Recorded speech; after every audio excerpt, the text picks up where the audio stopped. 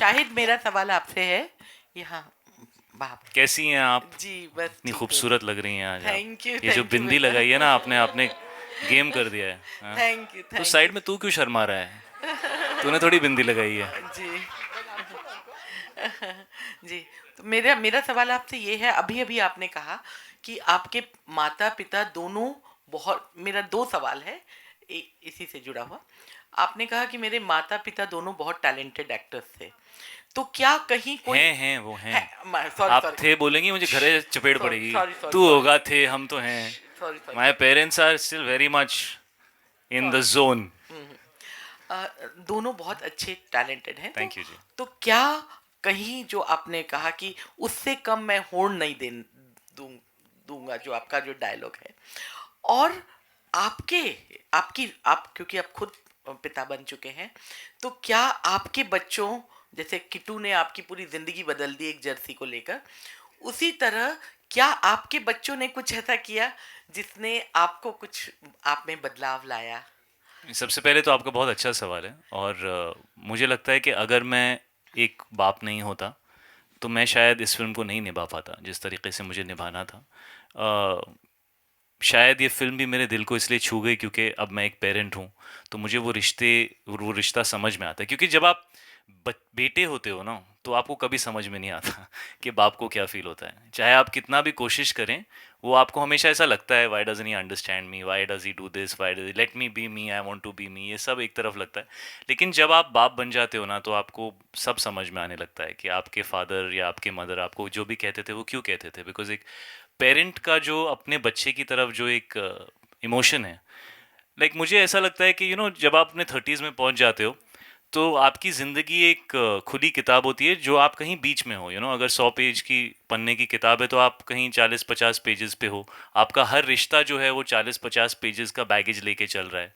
लेकिन जब बच्चे आते हैं, तो वो एक नया रिश्ता होता है, उसको आप वन से फिर से स्टार्ट कर सकते हो, और वो बागडोर आपके हाथ में होती है कि आप उसको कैसे निभाना चाहते हो। तो आई थिंक उसके अंदर एक इनोसेंस होती है, जो बचपन में आपको महसूस होता था अपने रिश्तों के बारे में, वो आप फिर से एक्सपीरियंस कर सकते हो एज अ पेरेंट।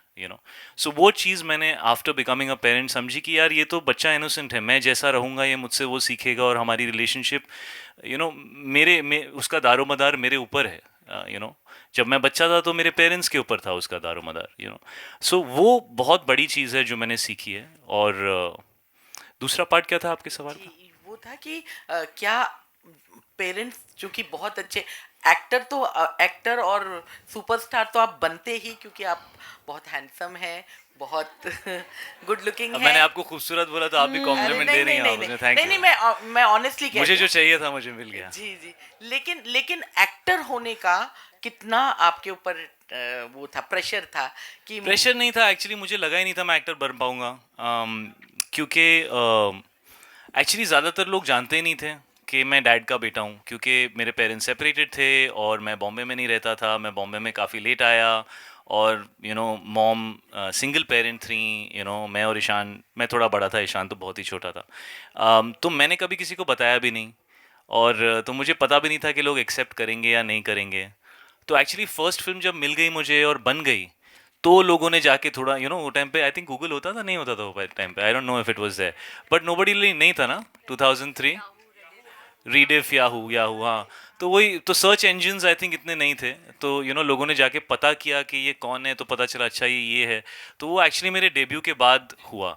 तो मुझे तो लगता ही नहीं था कि मुझे मौका मिलेगा। मृणाल तो फिर भी टीवी की बहुत बड़ी स्टार है। मैं सीरियसली कह रहा हूँ, honestly, she was very very popular on TV. But मेरे लिए तो ऐसे ही था, ये मेरी पहली पिक्चर नहीं चली तो मेरा तो मतलब एकदम आउट हो जाऊंगा मैं। So so I I think it's a blessing that I am an actor. और मैं जानता हूँ लोग शायद ना माने इस बात को, क्योंकि मेरे पेरेंट्स टेक्निकली एक्टर्स हैं, लेकिन वो ज़्यादा लोगों को नहीं जानते थे।